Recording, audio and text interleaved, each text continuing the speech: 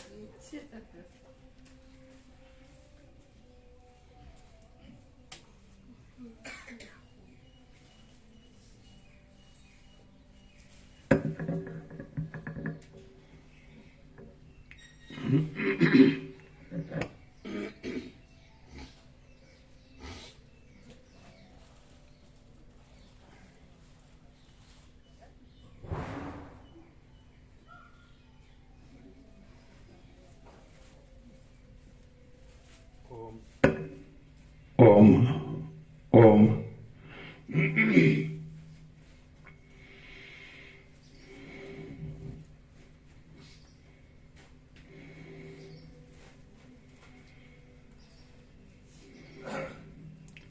परम चिदाकाश, परम ज्योति, अखंड ज्योति, महाचिदाकाश, स्वयं प्रकाश, संपूर्ण प्रकाश, पूर्ण ब्रह्म, अनंत तेजगण, अनंत चितगण, परमाकाश, केवल अनंत शुद्ध तेजघन, परमाकाश, अखिल आत्मा, पूर्ण ब्रह्म, परमात्मा,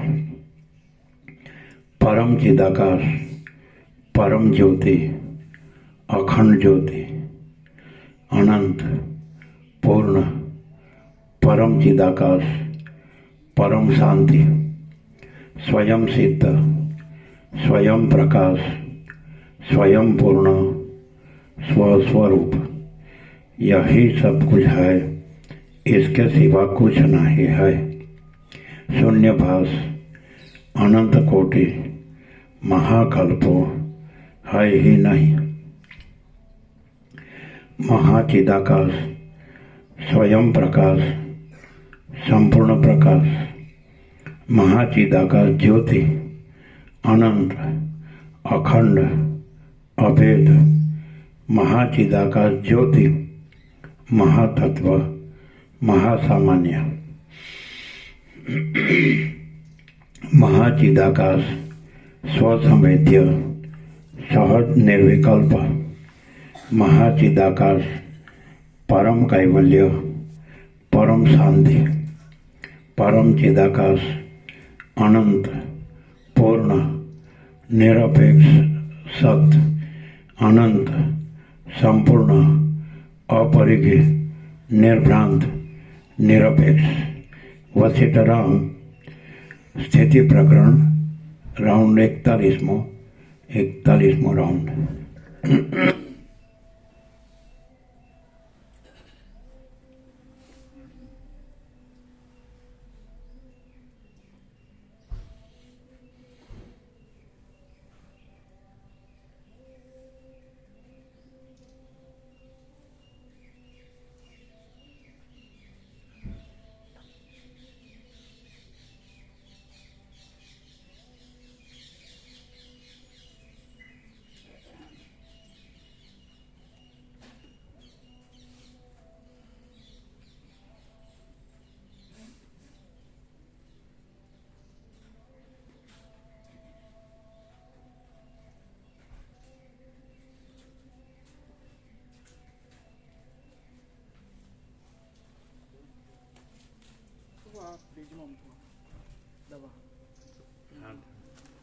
કેવું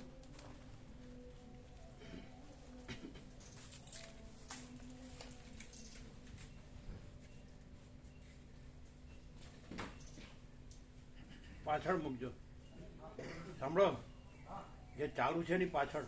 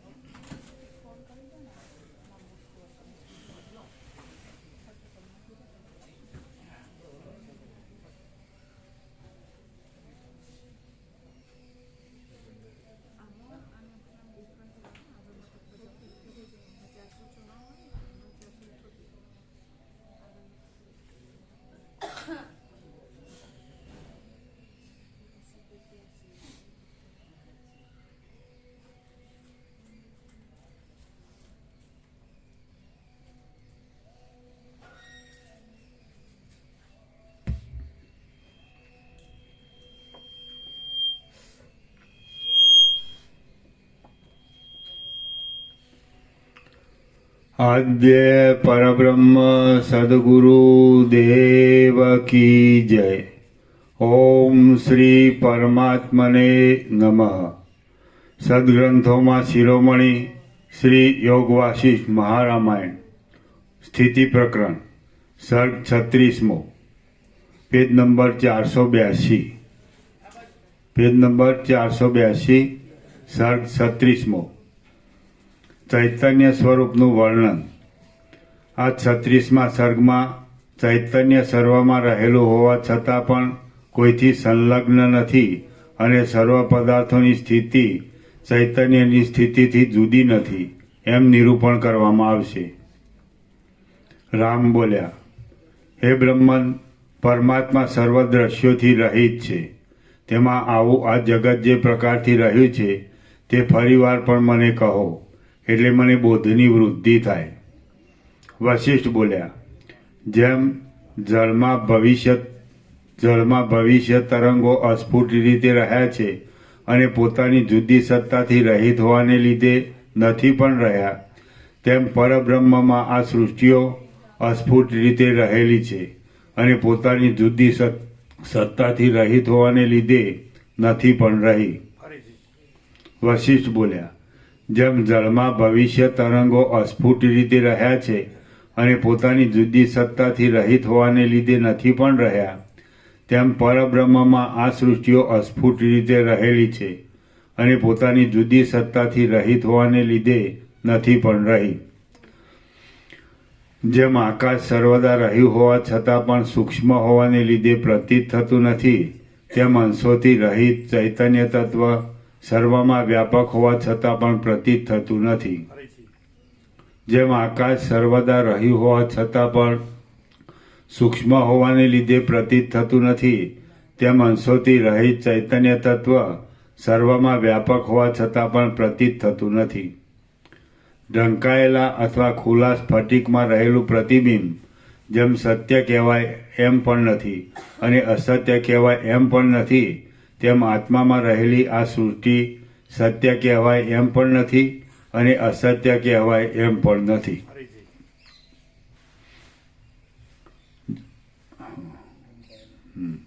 ઢંકાયેલા અથવા ખુલ્લા સ્ફટિકમાં રહેલું પ્રતિબિંબ જેમ સત્ય કહેવાય એમ પણ નથી અને અસત્ય કહેવાય એમ પણ નથી, તેમ આત્મામાં રહેલી આ સૃષ્ટિ સત્ય કહેવાય એમ પણ નથી અને અસત્ય કહેવાય એમ પણ નથી.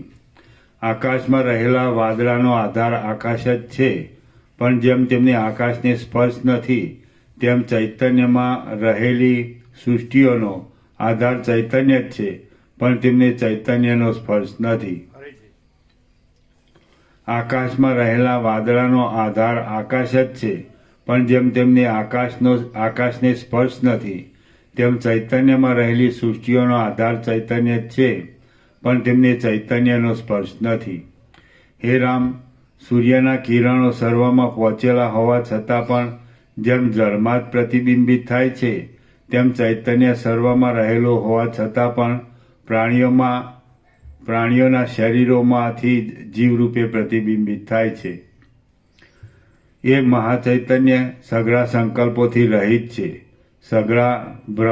સઘળા નામોથી રહિત છે અને અવિનાશી છે. જીવ, જગત તથા ઇન્દ્રિય ઇત્યાદિ નામો તેમજ કલ્પેલા છે. વિદ્વાનોની દ્રષ્ટિમાં એ ચૈતન્ય અંશોથી રહિત છે, સઘળા અનિર્વચનીય સંસારના સ્વરૂપભૂત છે અને તેમાં સર્વની એકતા જોવામાં આવે છે. જેમ સમુદ્રમાં દેખવામાં આવતો અનેક પ્રકારના વિકારોવાળો તરંગાદિરૂપ મોટો ભેદ સમુદ્રથી જુદો પડતો નથી, તેમ બ્રહ્મમાં દેખાતો અનેક પ્રકારોવાળો તુંપણું અને હુંપણું ઇત્યાદિક રૂપ મોટો ભેદ બ્રહ્મથી જુદો પડતો નથી. જે ચૈતન્ય જગતને ઉત્પન્ન કરે છે એમ માનતા હો તો તે માનવું ફેરવીને એમ જ માનો કે ચૈતન્યને જ ઉત્પન્ન કરે છે, એટલે જગત ચૈતન્યથી જુદું નથી. આમ માનવાથી એમ જ સિદ્ધ થાય છે કે ચૈતન્યથી ચૈતન્યની ઉત્પત્તિ ઘટતી નથી, માટે ચૈતન્ય પોતાના સ્વરૂપમાં જ રહે છે, પણ કોઈને ઉત્પન્ન કરતું જ નથી. આ વાત જ્ઞાનીઓ જ સમજે છે, પણ અજ્ઞાનીઓ તો એમ જ કલ્પના કરે છે કે ચૈતન્યમાં સૃષ્ટિના સમયમાં કાંઈક જુદું આવી પડે છે અને તેમ હોવાથી જગત ચૈતન્યથી જુદું છે, પણ એ અજ્ઞાન છે. ખરી રીતે ચૈતન્ય સર્વદા એકરૂપ અને અખંડ છે, છતાં પણ અજ્ઞાનીઓને તે દુષ્સ્વભાવવાળા ઉગ્ર સંસારોના સમૂહોવાળું પ્રતીત થાય છે અને જ્ઞાનીઓને તે કેવળ પ્રકાશરૂપ જ પ્રતીત થાય છે. ચૈતન્ય અનુભવ સ્વરૂપ છે, તેથી તે સર્વદા સૂર્યાદિકને પણ પ્રકાશ આપનાર છે. સર્વ પ્રાણીઓને વિષયોના સ્વાદમાં નિમિત્તભૂત છે અને જીવોના જન્માદિ થવામાં પણ નિમિત્તરૂપ છે. તે કદી પણ અસ્ત પામતું નથી, ઉદય પામતું નથી, ઉઠતું નથી, બેસતું નથી, જતું નથી, આવતું નથી અને કોઈ પણ જાતની ઈચ્છા કરતું નથી. હે રામ, નિર્મળ આકારવાળું અને પોતે પોતાનામાં જ રહેલું એવું એ ચૈતન્ય આ જગત નામથી પટપટ રૂપે પ્રતીત થાય છે. પ્રગટ રૂપે હોય. હા, એ રામ, નિર્મળ આકારવાળું અને પોતે પોતાનામાં જ રહેલું એવું એ ચૈતન્ય આ જગત નામથી પ્રકટ રૂપે પ્રતીત થાય છે. જેમ તેજ પોતાના સમૂહોથી ચલન પામતું હોય એમ જણાય છે અને જળ પોતાના સમૂહોથી ચલન પામતું હોય એમ જણાય છે, તેમ ચૈતન્ય પણ પોતાનાથી અભિન્ન સૃષ્ટિના વિભ્રમોથી જ ચલન પામતું હોય એમ જણાય છે. એ ચૈતન્ય નામનો અનુભવ સર્વમાં વ્યાપક છે અને સર્વદા વાસ્તવિક રીતે પ્રકાશરૂપ છે, પણ અજ્ઞાનને લીધે પ્રકાશતો નથી. તે અંશોથી રહિત છે, છતાં પણ કલ્પનાથી અંશોને ધારણ કરે છે. તે પોતે સિદ્ધ જ છે. તે અવિદ્યામાં પ્રતિબિંબરૂપ કૃત્રિમ વેશ ધારણ કરીને પોતાના અપરિચ્છિન્ન સ્વરૂપને ભૂલી જાય છે અને હું છું એવી ભાવનાથી ધીરે ધીરે જીવપણું પામે છે. આમ જીવપણું થવાને લીધે અનેકપણું આરૂઢ થઈ જાય છે. પછી અનેક જન્મ મરણો થવાથી આ છે, આ નથી, આ લેવું અને આ છોડવું ઇત્યાદિ વ્યવહારોના સ્થાનકરૂપ દેહાત્મભાવ દ્રઢ થઈ જાય છે. એ જ ચૈતન્ય દેહમાં સેંકડો ચલનોથી સારા નરસા કર્મો કરીને જગતને બનાવી લે છે, પણ વાસ્તવિક રીતે બનાવતું જ નથી. પૃથ્વીરૂપ ચૈતન્યની કોતરમાં રહેલું અંકુરોના સમૂહરૂપ એ ચૈતન્ય અંકુર થઈ બહાર નીકળવા ધારે છે, ત્યારે સઘળા સાકાર પદાર્થોરૂપ ચૈતન્યનો સમાવેશ કરનારું આકાશરૂપ ચૈતન્ય તેને અવકાશ આપે છે. ચલનરૂપ ધર્મવાળું વાયુરૂપ ચૈતન્ય તેનું આકર્ષણ કરે છે. જળરૂપ ચૈતન્ય પોતાના રસથી તેનું પોષણ કરે છે. પૃથ્વીરૂપ ચૈતન્ય દ્રઢતા આપીને તેના પર અનુગ્રહ કરે છે, અને તેજરૂપ ચૈતન્ય પોતાનું રૂપ આપીને તેને પ્રકટ કરે છે. આ રીતે કારણ પદાર્થરૂપ ચૈતન્યને કાર્ય પદાર્થરૂપ ચૈતન્ય પર અનુગ્રહ થવાથી સ્થિતિ ચાલ્યા કરે છે. કાળરૂપ ચૈતન્ય અમુક વિરોધી પદાર્થરૂપ ચૈતન્યની ઉત્પત્તિને રોકીને અમુક પદાર્થરૂપી ચૈતન્યને ઉત્પન્ન થવાની આજ્ઞા આપે છે અને તેમની ઉપર અનુગ્રહ કરે છે. કૌંસમાં જેમ કે હેમંત ઋતુ જવના અંકુરોથી વિરુદ્ધ ખડ આદિની ઉત્પત્તિને રોકી જવના અંકુરોને ઉત્પન્ન થવાની આજ્ઞા આપે છે. સર્વ પદાર્થરૂપ ચૈતન્યમાં ફેરફાર કર્યા કરવો એ જ કાળરૂપ ચૈતન્યનો સ્વભાવ છે. પુષ્પરૂપી ચૈતન્યમાં કેસરારૂપી ચૈતન્યનો ધીરે ધીરે જમાવ થતાં ગંધ નામનું ચૈતન્ય પ્રકટ થાય છે. માટીરૂપ ચૈતન્યની અંદર રહેલું રસરૂપ ચૈતન્ય વૃક્ષોરૂપ ચૈતન્યનો જમાવ થાય ત્યારે તે વૃક્ષોના મૂળિયાપણાને પ્રાપ્ત થાય છે. મૂળિયારૂપ ચૈતન્યમાં રહેલું રસરૂપ પાતળું ચૈતન્ય ફળપણાને પ્રાપ્ત થાય છે, અને તે જ રસરૂપ ચૈતન્ય નાની નાની શિરાઓરૂપ થઈને પાંદડા આદિની રચનાને પ્રાપ્ત થાય છે. એ જ ચૈતન્ય તે સમયમાં ઇન્દ્રધનુષ્યના જેવા જુદા જુદા રંગો પકડી જૂના વૃક્ષોમાં નવીનતા સંપાદન કરીને અનુગ્રહ કરે છે. નવીનપણાનું સંપાદન કરનારો જે અનુગ્રહ થાય છે તે અનુગ્રહને તે પદાર્થોરૂપી ચૈતન્યની સ્થિતિ પ્રમાણે અને વનરૂપ ચૈતન્યની સ્થિતિ પ્રમાણે થાય છે. ઋતુઓનું રૂપ ધરીને ચૈતન્ય પોતપોતાના સમયમાં તે કાર્યરૂપે દેખાવ આપે છે. જેમ કે વસંત ઋતુના સમયમાં પુષ્પોના તથા પલ્લવોના સમૂહોનો દેખાવ થાય છે. ગ્રીષ્મ ઋતુના સમયમાં સૂર્યના તેજની જે શક્તિઓનો ગરમી રૂપે દેખાવ થાય છે. વર્ષા ઋતુના સમયમાં શ્યામ વાદળાઓની પંક્તિઓનો દેખાવ થાય છે. શરદ ઋતુના સમયમાં સઘળી જાતના ધાન્યોનો દેખાવ થાય છે. હેમંત ઋતુના સમયમાં દશે દિશાઓમાં હિમનો દેખાવ થાય છે, અને શિશિર ઋતુના સમયમાં જળને પણ કઠિન બનાવી નાખે એવા શીતળ પવનનો દેખાવ થાય છે. આમ સંવત્સરો તથા યુગો આદિ રૂપે કાળ પોતાની મર્યાદાને છોડતો નથી, અને તે પણ ચૈતન્યનો જ વિવર્ત છે. જેમ મોટી નદીમાં તરંગોના સમૂહો ઉત્પન્ન થયા કરે છે, તેમ ચૈતન્યમાં સૃષ્ટિઓ ઉત્પન્ન થયા કરે છે. કેટલાક પદાર્થોને સ્થિર રાખવારૂપ ચતુરાઈ કરનારો સૃષ્ટિનો એક જાતનો નિયમ છે. તેથી સર્વલોકોના આધારરૂપ પૃથ્વી પ્રલય પર્યંત ધરી ઉપર રહ્યા કરે છે. આ પણ ચૈતન્યનો જ વિવટ છે. ચૈતન્યના વિવતરૂપ આ બ્રહ્માંડની અંદર પાતાળ આદિ 14 લોકોમાં અનેક પ્રકારના આહાર વિહારો કરનારા અને અનેક પ્રકારની રચનાઓવાળા પ્રાણીઓ વારંવાર મરે છે અને વારંવાર જન્મે છે. તે પણ ચૈતન્યનો જ વિલાસ છે. જેમ પાણીનો અભાવ થાય છે તો પરપોટાઓ જતા રહે છે, તેમ એક અજ્ઞાનનો અભાવ થાય છે તો જન્મ મરણના પ્રવાહો મટી જાય છે. જેમ પાણીનો અભાવ થાય છે તો પરપોટાઓ જતા રહે છે, તેમ એક અજ્ઞાનનો અભાવ થાય છે તો જન્મ મરણના પ્રવાહો મટી જાય છે. જેમને પૂર્વ જન્મોની વાસનાને લીધે કામનાઓ ઉત્પન્ન થયા કરે છે, અને મૂર્ખતાને લીધે સ્વરૂપના વિચારની વાતને પણ જેઓ જાણતા નથી, તે કાળથી પરવશ થયેલા તુચ્છ લોકો ઉન્મત્તોની પેઠે આ લોકમાં આવે છે, પરલોકમાં જાય છે, સ્થાવર થયા હોય તેમ ઊભા જ રહે છે. ભોગો ભોગવવાના કૌતુકને લીધે ધર્મ આદિ સ્વાર્થોને અત્યંત મેળવે છે તેમજ જન્મ મરણોથી સંસારમાં ભમ્યા કરે છે. શ્રી યોગ વાસિષ્ઠ મહારામાયણમાં સ્થિતિ પ્રકરણનો ચિદાદિત્ય સ્વરૂપ વર્ણન નામનો સર્ગ 36મો સમાપ્ત. સર્ગ 37મો.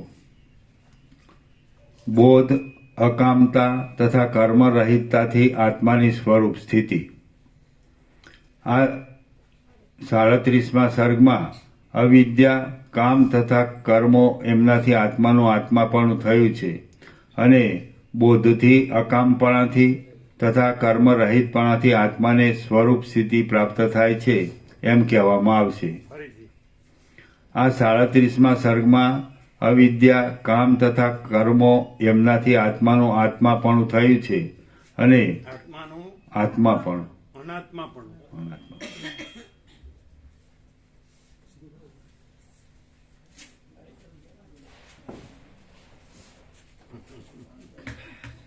કેવું છે? સત્ય સુંદર.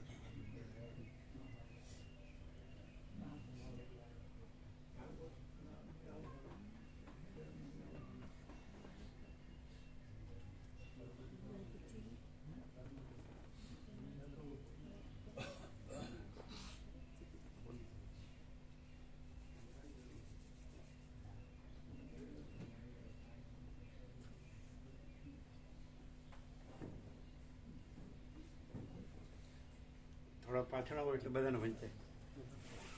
ઊંચું લેજો. આવો પાછળ. ઊંચું લો.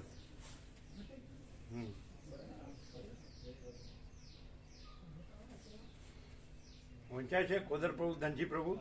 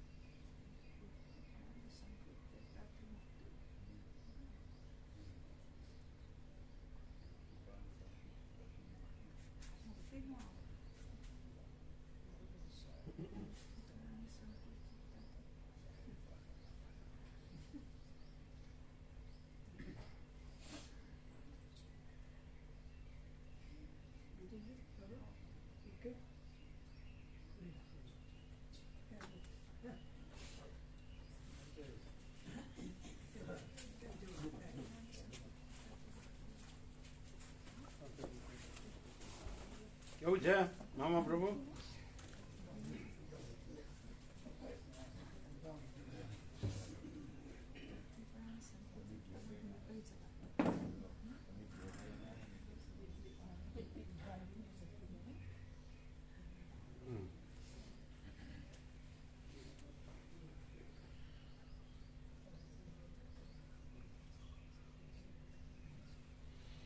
વંચાય છે કોદર પ્રભુ, ધનજી પ્રભુ.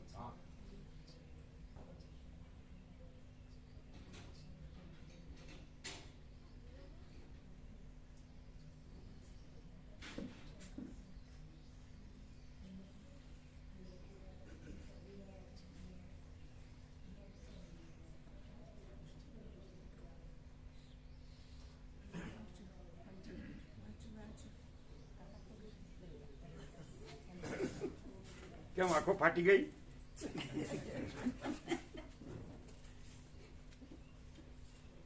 કાંતિ પ્રભુ બેસવાની જગ્યા આપો.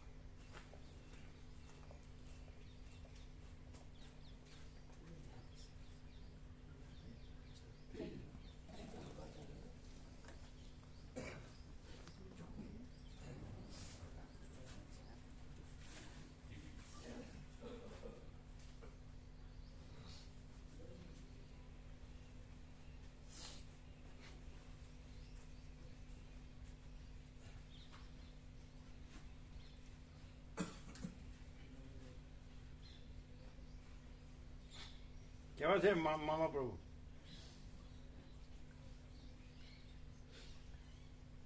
વંચાય છે ઓદર પ્રભુ, ધનજી પ્રભુ?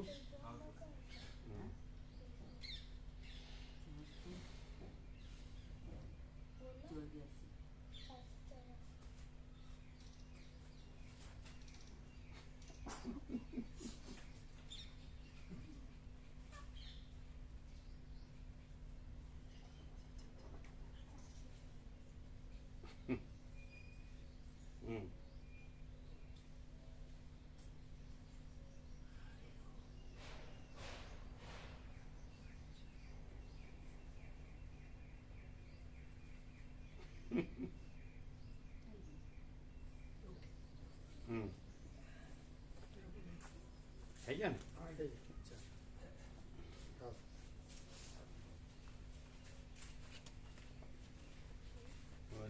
મામા પ્રભુ કહે છે વસીઠ છે એમાં જ્ઞાન ભેદ નથી, પણ સ્વામીજીમાં થોડોક હોય એવું લાગે. કેવળ સ્વયંમાંથી તો આખું એટલું પ્રકાશ છે. હા, કેવળ સ્વયંમાંથી જગત આખું એટલું પ્રકાશ છે. એવું થોડું નથી લાગતું? કેમ કે વસીઠ તો એમ કહે છે કે જ્ઞાની અને અજ્ઞાની બંનેનું બ્રહ્મપણું મુક્તપણું સરખું જ છે. પણ પછી પાછા એમ કે વસીઠ પણ અજ્ઞાની અંધારામાં રહે છે. અમે તો રોગો તો અહીંયા એવું છે માંથી જગત પ્રકાશ છે, બીજું અનુભવ્યું નહીં. વસીઠ છે એ અજ્ઞાની માટે છે, અને અહીંયા અજ્ઞાન નથી અને પરમપિતા સમજૂતી સમજે નહીં. કોઈ નથી, કાંઈ નથી, કાંઈ થતું નથી અને જોવે છે. કે ભેદભાવ લાગે?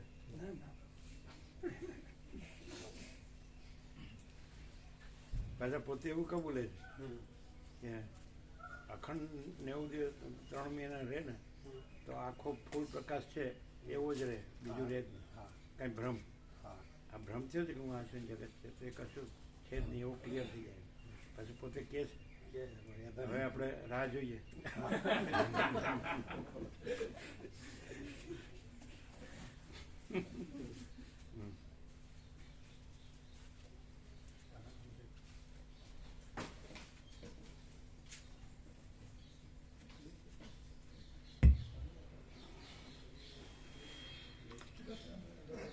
સર્ગ 37મો. બોધ, અકામતા તથા કર્મરહિતતાથી આત્માની સ્વરૂપ સ્થિતિ. આ 37મા સર્ગમાં અવિદ્યા, કામ તથા કર્મો એમનાથી આત્માનું અનાત્માપણું થયું છે, અને બોધથી, અકામપણાથી તથા કર્મરહિતપણાથી આત્માને સ્વરૂપ સ્થિતિ પ્રાપ્ત થાય છે એમ કહેવામાં આવશે. આ 37મા સર્ગમાં અવિદ્યા, કામ તથા કર્મો એમનાથી આત્માનું અનાત્માપણું થયું છે, અને બોધથી, અકામપણાથી તથા કર્મરહિતપણાથી આત્માને સ્વરૂપ સ્થિતિ પ્રાપ્ત થાય છે એમ કહેવામાં આવશે. વશિષ્ઠ બોલ્યા, હે રામ, એ રીતે અજ્ઞાનની સ્થિતિ પર્યંત ચારે બાજુ અત્યંત સ્થિર આકારવાળી સંસારોની સઘળી પંક્તિઓ પોતાના સ્વરૂપભૂત બ્રહ્મમાં જ ઉદય પામે છે અને પાછી તેમાં જ અસ્ત પામે છે. વશિષ્ઠ બોલ્યા, હે રામ, એ રીતે અજ્ઞાનની સ્થિતિ પર્યંત ચારે બાજુ અત્યંત સ્થિર આકારવાળી સંસારોની સઘળી પંક્તિઓ પોતાના સ્વરૂપભૂત બ્રહ્મમાં જ ઉદય પામે છે અને પાછી તેમાં જ અસ્ત પામે છે. આ સઘળું જગત વાસ્તવિક રીતે પોતાના અધિષ્ઠાન ચૈતન્યમાંથી જ ઉત્પન્ન થાય છે અને પોતાના અધિષ્ઠાન ચૈતન્યમાં જ લય પામે છે. તેમાંથી સઘળી વસ્તુઓ એક એકથી ઉત્પન્ન થાય છે અને એક એકથી નાશ પામે છે. જેમ અગાધ જળની મધ્યમાં કોઈપણ પ્રદેશ જળથી ખાલી નહીં હોવાને લીધે તે પ્રદેશમાં થતું જળનું ચલન પણ વાસ્તવિક રીતે ચલન જ છે, તેમ સર્વવ્યાપક મહાચૈતન્યમાં જગતનો આકાર થવાનું. આગળ નહીં, પાછળ બેસાડજો, પાછળ જો.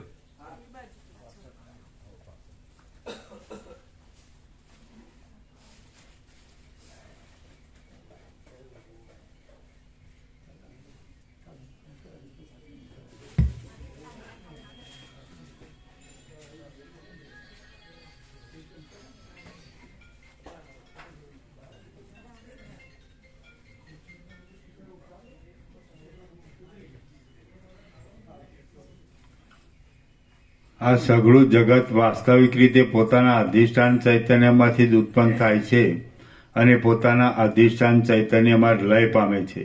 તેમાંથી સઘળી વસ્તુઓ એક એકથી ઉત્પન્ન થાય છે અને એક એકથી નાશ પામે છે.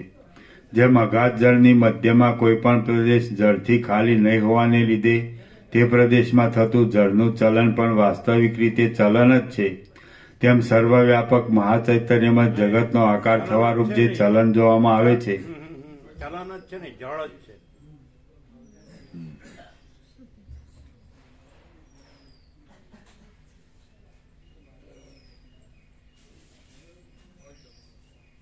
થોડું બેચા પ્રભુ આમ રહ્યો એટલે ધનજી પ્રભુ દેખાય.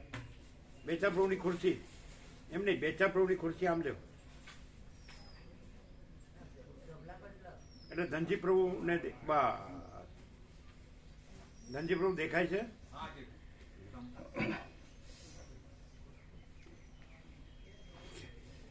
બેચા પ્રભુમાં ધનજી પ્રભુ ઢંકાઈ ગયા હતા.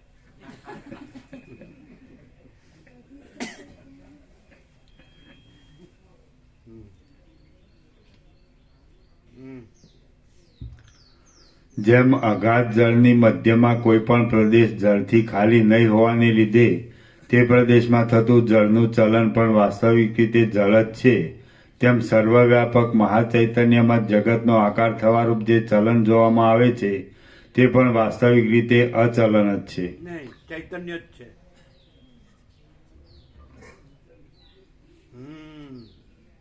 ઘરે રહીને વાંચી જઈએ તો ચાલે.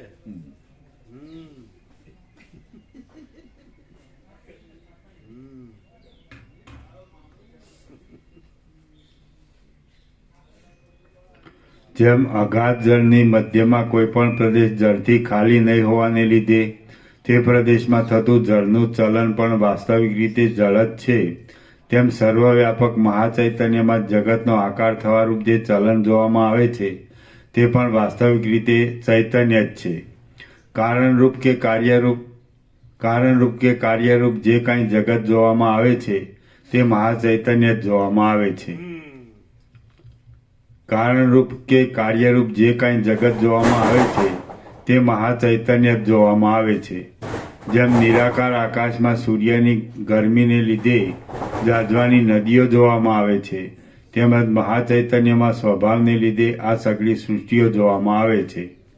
જેમ પોતાનો દેહ ઘૂમતો ન હોવા છતાં પણ મદ પીવાથી તે ઘૂમતો હોય તેવો જણાય છે, તેમ જે મહાચૈતન્ય છે તે જ પોતાના સ્વભાવને લીધે જગત જેવું જણાય છે. આ જગત બ્રહ્મના જ વેશાંતર જેવું છે, માટે અસત નથી, અને તે બાધિત થઈ જાય છે, માટે સત પણ નથી. જેમ કડા વગેરે અલંકારો સુવર્ણથી ભિન્ન નહીં હોવાને લીધે સુવર્ણરૂપ જ છે, પણ નામરૂપના ભેદને લીધે સુવર્ણથી ભિન્ન જેવા જણાય છે, તેમ સઘળું જગત બ્રહ્મથી ભિન્ન નહીં હોવાને લીધે બ્રહ્મરૂપ જ છે, પણ કલ્પિત નામરૂપના ભેદને લીધે બ્રહ્મથી ભિન્ન જેવું જણાય છે. હે રામ, જેમ આ જગત બ્રહ્મ છે તેમ તમે તેથી શબ્દને, રસને, રૂપને તથા ગંધને જાણો છો. તે તમારો આત્મા જીવ પણ બ્રહ્મ જ છે, અને તે સર્વમાં વ્યાપીને રહેલા છે. નિર્મળ અને સર્વવ્યાપક પરમાત્મામાં બેપણું કે એકપણું કાંઈ છે જ નહીં, માટે તેમાં ક્યાંય કોઈ પ્રકારે બીજી કલ્પનાનો અવકાશ જ નથી. હે રામ, અન્ય વસ્તુનું હોવું, નહીં હોવું અને સારી નરસી સૃષ્ટિઓ એ સગળું વાસનાથી જ કલ્પાય છે, માટે તે સગળું માયામાં જ છે, અથવા આત્માથી ભિન્ન નહીં હોવાને લીધે આત્મામાં જ છે. આત્માથી ન્યારી કોઈ વસ્તુ જો સિદ્ધ હોય તો તેને ઉત્પન્ન કરવાની આત્માને ઈચ્છા થવી સંભવે, પણ આત્માથી ન્યારી વસ્તુ છે જ નહીં, એટલે આત્મા કઈ વસ્તુને ઈચ્છીને અથવા કઈ વસ્તુનું સ્મરણ કરીને સૃષ્ટિ કરવાને માટે દોડે, અને દોડે તો પણ શું ફળ પામે? એટલા માટે આ સૃષ્ટિ આત્માની ઈચ્છાથી થાય છે એમ કહેવું સંભવતું જ નથી. આત્માને અમુક વસ્તુ જોઈએ છે અને અમુક વસ્તુ જોઈતી નથી, એવી રીતના કોઈ પણ વિકલ્પો આત્મામાં લાગુ પડતા નથી, માટે આત્મા ઈચ્છાથી રહિત જ છે એમ સિદ્ધ થાય છે. કરનાર, કરવાના સાધનો અને કરવાના કાર્યો એ સગળું એક જ છે, માટે આત્માને કાંઈ પણ કરવું સંભવતું નથી. વળી આધાર, આધેય અને આધાન એક હોવાથી આધાર તથા આધારમાં રહેનાર પણ જુદા નથી અને આત્માને ક્યાંય રહેવું પણ સંભવતું નથી. આત્મા ઈચ્છા વગરનો છે. તેને મોક્ષ જોઈએ છે એમ પણ નથી, કારણ કે આત્મામાં બંધની કે મોક્ષની કલ્પના જ સંભવતી નથી. હે રામ, બ્રહ્મની સ્થિતિ આ પ્રમાણે જ છે, કોઈ બીજા પ્રકારની પણ નથી. છતાં તમારા સમજવામાં બ્રહ્મની કોઈ બીજી સ્થિતિ હોય તો ભલે તમે સુખી છતાં પણ દુઃખી થાઓ અને કામ, ક્રોધ આદિ સઘળા દ્વંદ્વોથી રહિત હોવા છતાં પણ તમે કરતા થાઓ. હાથે કરીને પોતાની ભૂલથી જ દુઃખી થશો તેમાં મારો કોઈ ઉપાય નથી. હે રામ, બીજું પણ કહું છું તે તમે સાંભળો. તમે પોતાનામાં કરતાપણાના અભિનિવેશથી વારંવાર ઘણા પ્રકારના કર્મો કરશો તો પણ વિષયોથી દેહના 5 ભૂતોને પુષ્ટ કરવા સિવાય તમને બીજું કયું સ્વરૂપોચિત કહેવાય એવું ફળ મળવાનું છે? તમે શાસ્ત્રના અને સદગુરુના સંગવાળા છો તો તમને અકર્તાપણામાં જ વિશ્વાસ બેસે તો બહુ સારું. તમે પોતાના અકર્તાપણાનો વિશ્વાસ રાખી વાયુ વગરના સમુદ્રની પેઠે નિશ્ચલ થાઓ, સ્વસ્થ થાઓ અને સ્વચ્છ થાઓ. આ સંસારમાં પૂર્ણકામપણું પ્રાપ્ત કરાવે એવું સાધન ઘણા યત્નથી તથા ઘણા વેગથી દિશાઓના છેડાઓ સુધી ભમતા પણ મળે એમ નથી, માત્ર પોતાના વિચારથી જ મળે એમ છે. આ સંસારમાં પૂર્ણકામપણું પ્રાપ્ત કરાવે એવું સાધન ઘણા યત્નથી તથા ઘણા વેગથી દિશાઓના છેડાઓ સુધી ભમતા પણ મળે એમ નથી, માત્ર પોતાના વિચારથી જ મળે એમ છે. આવો નિશ્ચય રાખીને તમે મનથી બાહ્ય પદાર્થોના સમૂહમાં દોડો નહીં, પણ તમે તમારા સ્વરૂપના જ વિચારો કરો. તમે દેહરૂપ નથી, કારણ કે તમે રામ નથી, પણ વાસ્તવિક રીતે ચિદાનંદ સ્વરૂપ જ છો. શ્રી યોગ વાસિષ્ઠ મહારામાયણમાં સ્થિતિ પ્રકરણનો આત્મ સ્વરૂપ સ્થિતિ નામનો સર્ગ 37મો સમાપ્ત. સર્ગ 38મો. જ્ઞાનીને કરતાપણું, ભોગતાપણું, બંધ કે મોક્ષ નથી. આ 38મા સર્ગમાં પોતાના અસંગ સ્વરૂપને નહીં જાણનારા પુરુષને કરતાપણું તથા ભોગતાપણું છે અને જાણનારા પુરુષને કરતાપણું કે ભોગતાપણું નહીં હોવાથી બંધ મોક્ષ પણ નથી એમ કહેવામાં આવશે. વશિષ્ઠ બોલ્યા, હે રામ, આ પ્રમાણે છે એટલા માટે સુખ દુઃખ આપનારા કર્મોમાં અથવા સમાધિના અભ્યાસ આદિમાં તત્વવેત્તા પુરુષોને જે કરતાપણું જોવામાં આવે છે તે મુદ્દલ છે નહીં, અને મૂર્ખ લોકોનું કર્મમાં જે કરતાપણું જોવામાં આવે છે તે છે જ. કારણ કે અમુક પદાર્થ લેવા યોગ્ય છે એવી ઈચ્છારૂપ વાસના નામનો અંદર રહેલી મનની વૃત્તિનો જે નિશ્ચય છે તે જ કરતાપણું કહેવાય છે. મનની એવા પ્રકારની નિશ્ચયરૂપ ચેષ્ટાને લીધે જ તેવા પ્રકારનું ફળ ભોગવવું પડે છે. પુરુષ પોતાની વાસના પ્રમાણે ક્રિયા કરે છે અને ક્રિયા કર્યા પ્રમાણે ફળ ભોગવે છે.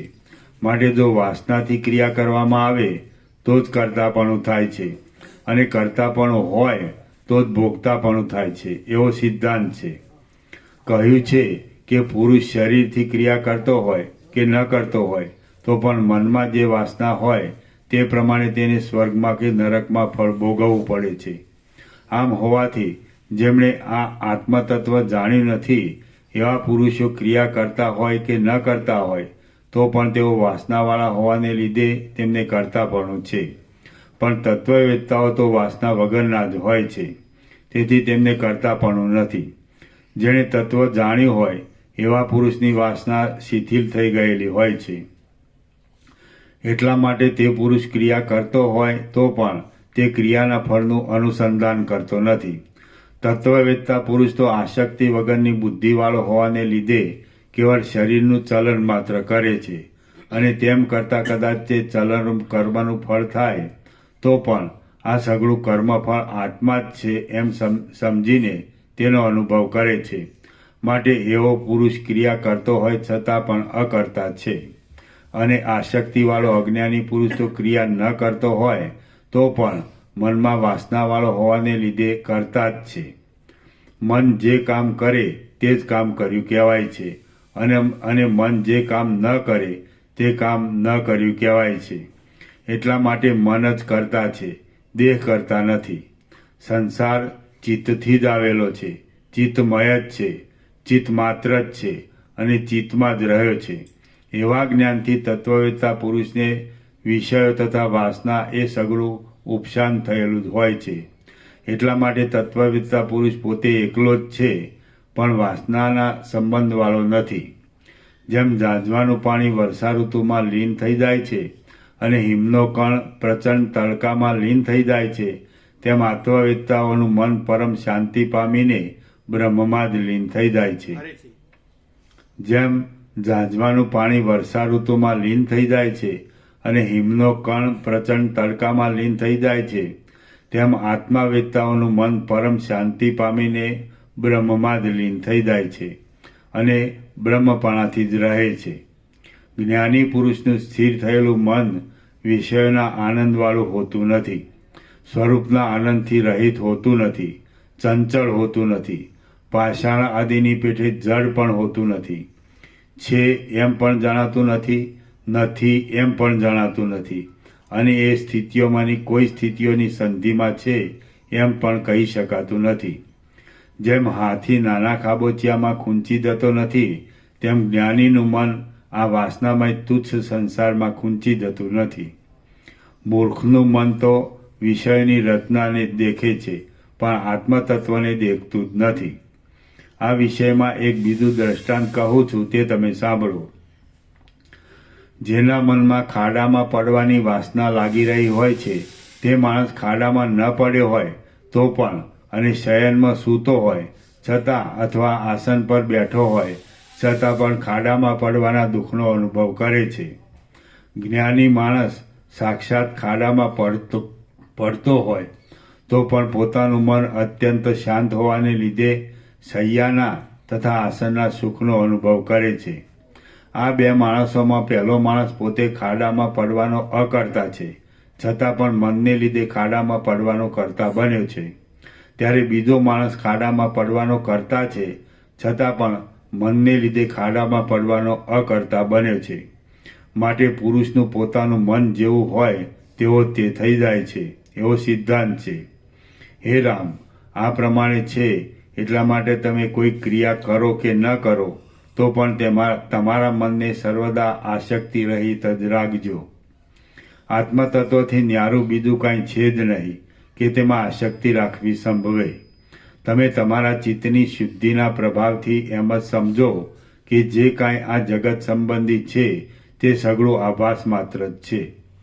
તત્વવેત્તા પુરુષને નિશ્ચય થાય છે કે આત્માને સુખ દુઃખ લાગુ જ પડતા નથી. આધાર કે તેમાં રહેનાર એ કોઈ આત્માથી જુદા છે જ નહીં. હું સઘળા પદાર્થોથી ન્યારો છું, મોવાળાના છેડાના 1000માં ભાગ જેવો સૂક્ષ્મ છું, અકર્તા છું તથા અભોગતા છું. અથવા જે કાંઈ આ દ્રશ્ય છે તે સઘળું હું જ છું, અથવા સર્વ જગતનો પ્રકાશક તથા સર્વવ્યાપક હું જ છું. ત્યારે તેને ઇષ્ટની પ્રાપ્તિની અને અનિષ્ટના નાશની ચિંતારૂપી જ્વર શમી જાય છે. તે તત્વવેત્તાના ચિત્તની વૃત્તિ પ્રારબ્ધના ભોગને માટે કેવળ લીલાથી જ વ્યવહારોમાં રહે છે. જ્ઞાની પુરુષના ચિત્તની વૃત્તિ સંકટોના સમયમાં પણ આત્માનંદથી ભરપૂર રહે છે. જેમ ચાંદની પોતાના ઉજાસથી જગતને શણગારે છે, તેમ તે ચિત્તની વૃત્તિ બ્રહ્મભાવથી જગતને શણગારે છે. જ્ઞાની પુરુષ મનમાં વાસનાઓથી રહિત હોવાને લીધે ક્રિયાઓ કરતો હોય તો પણ અકર્તા જ છે, કારણ કે કર્મોનો લેપ કરવો એ મનની વાસનાઓનું જ કામ છે. જ્ઞાની પુરુષ પોતાના યત્નથી હાથ પગ આદિ ચલાવવારૂપ કર્મ કરે છે, તો પણ તેનું મન વાસનાઓથી રહિત હોવાને લીધે તે જ્ઞાની કર્મના ફળનો અનુભવ કરતો નથી. આ રીતે મન કે જે સઘળા કર્મોનું, સઘળી ઈચ્છાઓનું, સઘળા પદાર્થોનું, સઘળા લોકોનું અને સઘળી ગતિઓનું બીજ છે, તેનો ત્યાગ કરવામાં આવે તો સઘળા કર્મોનો નાશ થઈ જાય છે, સઘળા દુઃખો ક્ષય પામે છે અને સઘળા પુણ્ય પાપો લય પામે છે. જ્ઞાની પુરુષને પોતાથી જુદું કાંઈ હોતું જ નથી. તેથી તે પુરુષ માનસિક કર્મોમાં કે શારીરિક કર્મોમાં આસક્ત થતો નથી. આમ તે આસક્ત હોતો નથી, તેથી તે કર્મોના સાધનોને વશ થતો નથી. આ પ્રમાણે તે કર્મોના સાધનોને વશ થતો નથી, તેથી તે કર્મોના ગુણ દોષથી પણ તે દબાતો નથી. કોઈ બાળક મનથી નગરને રચે છે અને તેને શણગારે છે. આમ તે લીલા માત્રથી કાંઈક સુખ પામે છે, છતાં જે મને કરેલું છે તે નથી જ કર્યું, અને આ સુખ ખરું બનેલું છે, માટે ગ્રહણ કરવા યોગ્ય નથી એમ સમજીને તે સુખથી લેપાતો નથી. પછી મનથી તે નગરને નષ્ટ કરી નાખે છે અને લીલા માત્રથી કાંઈક દુઃખ પામે છે, છતાં મનથી જે થયું તે નથી જ થયું એમ સમજીને તે દુઃખથી લેપાતો નથી. તે જ પ્રમાણે જ્ઞાની પુરુષ પ્રત્યક્ષ રીતે કર્મો કરતો હોય તો પણ આ સઘળું સ્વરૂપમાં કલ્પિત જ છે એવી બુદ્ધિને લીધે તે કર્મોના ફળોથી લેપાતો નથી. જગત સંબંધી સઘળા પદાર્થોમાંના કેટલાક ત્યાજ્યતાથી તેમજ ગ્રાહ્યતાથી વ્યવહારમાં લેવામાં આવે છે, પણ તેઓમાં દુઃખનું કારણ કોઈ પણ નથી. કારણ કે કોઈ પણ પદાર્થ અવિનાશી અને આત્માથી જુદો સંભવતો નથી, માટે તેઓમાં પણ ત્યજવા યોગ્ય પણ નથી અને ગ્રહણ કરવા યોગ્ય પણ નથી. આમ હોવાથી આ આત્મા અકર્તા છે તથા અભોગતા છે, અને તે આત્મામાં આ જે કર્તાપણું જોવામાં આવે છે તે ખોટી રીતે કેવળ આરોપિત જ છે. દેહધારીથી સઘળા કર્મોનો ત્યાગ બની શકે જ નહીં. એ ન્યાય પ્રમાણે જ્ઞાની પુરુષથી પણ ભોજન આદિ આવશ્યક ક્રિયાઓનો ત્યાગ બની શકે જ નહીં. પણ આત્મજ્ઞાનના પ્રભાવને લીધે આ ક્રિયાઓ વાસ્તવિક રીતે છે જ નહીં એમ જ્ઞાની પુરુષ સમજે છે, માટે જ્ઞાનીને કર્તાપણું કે ભોગતાપણું પ્રાપ્ત થતું નથી. આત્મતત્વનો યથાર્થ વિચાર કરતા કોઈ ક્રિયાઓ જ નથી એમ હોવાથી કર્તાપણું કે ભોગતાપણું પણ છે જ નહીં. જેમની બુદ્ધિને ઇન્દ્રિયોએ, વિષયોમાં રાગદ્વેષ આદિએ અને તેમના કારણભૂત પુણ્ય પાપોએ પરવશ કરી નાખેલી હોય છે, તેવા અજ્ઞાનીઓને કર્તાપણું તથા ભોગતાપણું પ્રાપ્ત થાય છે. પણ સ્વતંત્ર વિચારવાળા જ્ઞાની પુરુષોને કર્તાપણું કે ભોગતાપણું પ્રાપ્ત થતા નથી. જેમનું મન સંસારમાં આસક્ત નથી તેમને બંધ જ નથી, અને બંધ નહીં હોવાથી મોક્ષ પણ નથી. પરંતુ જેમનું મન સંસારમાં આસક્ત હોય છે તેમને તો બંધ તથા મોક્ષ આદિ સઘળું છે. જ્ઞાની પુરુષને યથાર્થ રીતે સઘળું આત્મતત્વ રૂપ જ જોવામાં આવે છે. માટે જ્ઞાની પુરુષ પોતાની દ્રષ્ટિથી કોઈ પદાર્થમાં પ્રવૃત્તિ કે નિવૃત્તિ કરતો નથી, અને કોઈ પદાર્થમાં બેપણું કે એકપણું ગણતો નથી. તે તો એમ જ સમજે છે કે આત્મતત્વ સઘળી શક્તિઓવાળું હોવાને લીધે તે જ આ પ્રવૃત્તિ નિવૃત્તિ આદિ સઘળું દેખાડે છે. કોઈ પદાર્થમાં પ્રવૃત્તિ કે નિવૃત્તિ અથવા કોઈ પદાર્થમાં બેપણાની કે એકપણાની બુદ્ધિ જ્ઞાની પુરુષને સ્વરૂપથી ભિન્ન દ્રષ્ટિથી હોતી નથી, પણ બીજાઓને ભ્રાંતિને લીધે જ્ઞાની પુરુષમાં તે છે એમ પ્રતીત થાય છે. બંધ પણ નથી, મોક્ષ પણ નથી, બંધનનું સાધન પણ નથી અને મોક્ષનું સાધન પણ નથી. બંધ મોક્ષ આદિની પ્રતીતિરૂપ દુઃખ અજ્ઞાનને લીધે જ છે, માટે તે જ્ઞાનથી ટળી જાય છે. હે રામ, જગતમાં મોક્ષ પણ કલ્પિત હોવાને લીધે મિથ્યા છે, અને બંધ પણ કલ્પિત હોવાને લીધે મિથ્યા જ છે. અર્થાત બંધ અને મોક્ષ મિથ્યા કલ્પના છે. આથી તમે સર્વ કલ્પનાઓનો ત્યાગ કરી અહંકારથી રહિત થઈ, ધીર થઈ, વ્યવહાર કરવા છતાં પણ બુદ્ધિથી આત્મામાં જ નિષ્ઠા રાખીને પૃથ્વીમાં રહો. શ્રી યોગ વાસિષ્ઠ મહારામાયણમાં સ્થિતિ પ્રકરણનો ઉપશમ વર્ણન નામનો સર્ગ 38મો સમાપ્ત. સર્ગ 39મો. રામને પ્રબોધ કરવા માટે વશિષ્ઠનો વિચાર. આ 39મા સર્ગમાં બ્રહ્મનું સર્વશક્તિમાનપણું, રામના મોહનો વિસ્તાર અને રામને સમજાવવા સારું વશિષ્ઠે કરેલો વિચાર કહેવામાં આવશે. રામ બોલ્યા, હે ભગવાન, આમ છે તો એક અને નિર્વિકાર એવા બ્રહ્મમાં ભીંત વગરના ચિત્ર જેવી આ સૃષ્ટિની ઉત્પત્તિ ક્યાંથી થઈ? હે મહાત્મા, આ મને કહો. વશિષ્ઠ બોલ્યા, હે રાજકુમાર, જે બ્રહ્મ તત્વ છે તે જ આ જગતરૂપે દેખાવ આપે છે. એ બ્રહ્મ સર્વશક્તિમાન છે, એટલા માટે કાર્યપણું, કારણપણું, એકપણું, અનેકપણું, આદિપણું અને અંતપણું ઇત્યાદિ સઘળી શક્તિઓ બ્રહ્મમાં દેખાય છે. જે શક્તિઓ છે તેઓ પણ બ્રહ્મ જ છે, બીજું કોઈ નથી. જેમ સમુદ્રના જળનું પૂર ચંદ્રના ઉદયને લીધે પ્રફુલ્લિત થઈ તરંગોના નાચ આદિ અનેક આકારો દેખાડતું જોવામાં આવે છે, તેમ પરમાત્મા પણ પોતાના ચૈતન્યપણાને લીધે જીવપણાને અને કર્મમય, વાસનામય તથા મનોમય સઘળી શક્તિઓને એકઠી કરે છે, દેખાડે છે, ધારી રાખે છે, ઉત્પન્ન કરે છે અને પછી તિરોહિત કરી દે છે.